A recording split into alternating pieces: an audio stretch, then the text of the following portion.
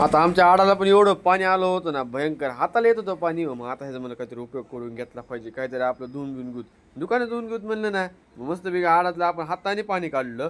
पाणी घेऊन मस्तपैकी द्यायचं होतं मला दुकान धुवायला. आधीच थोडंफार दुकान धुवून घेतलं होतं. आता म्हणलं बाकी सगळं आता पुढचं बी धुवून घेऊ. पाणी हाताला आडामध्ये एवढं पाणी काय करायचं ते ठेवून तरी. पण सगळं पहिलं दुकान सगळं एकदम चकाचक चकाचक करून टाकलं तुमच्या भावानं. आणि गाडी येऊन उभारली होती. तुम्ही तर लगेच अंदाज लावला असं ह्याला आता अंडे आणायला जायचंय. मग आता मस्तपैकी काय म्हणलं, भाऊ सरक बाजूला, आता गाडी चालू ना तुमचा भाऊ. भाऊ आतली बारी गाडी चालवतो ना, मग तिकडले बाजूच्या माणसं म्हणतात देवा आम्हाला वाचव, देवा आम्हाला वाचव. भाऊ एवढी भारी गाडी चालवते तुमची. भाऊ आयुष्य अर्धे हो. दुकानात आलो मस्तपैकी अंडे बिंडे सगळे उतरवून घेतले. आता सगळं धुवून घेतलं होतं. कुणाला ते मान्य होत नसते हो, ते मलाच मान्य होत नाही तर दुसऱ्या कोणाला होणार. सगळे घाण करून घेतलं वापस.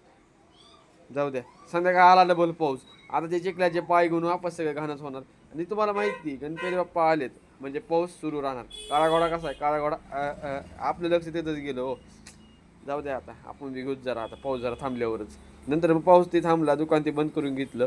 आता 10 दिवस कंटिन्यू आपलं रुटीन असणार. दुकान ते बंद झाल्यावर गणपती बाप्पाच्या पाया पडायला जायचं, गणपती बाप्पाची आरती होतं तिथं थांबायचं. गणपती बाप्पाची मूर्ती तर एकदम भारीच आहे आणि त्यांना शोभला असं आपलं डेकोरेशन पण एकदम भारी आहे. कारण गणपती बाप्पा तिथे बसतील ते तर एकदम भारी आणि एकदम मस्त दिसते. बरोबर, ब्लॉग कसा वाटला ते नक्की कमेंटमध्ये सांगा.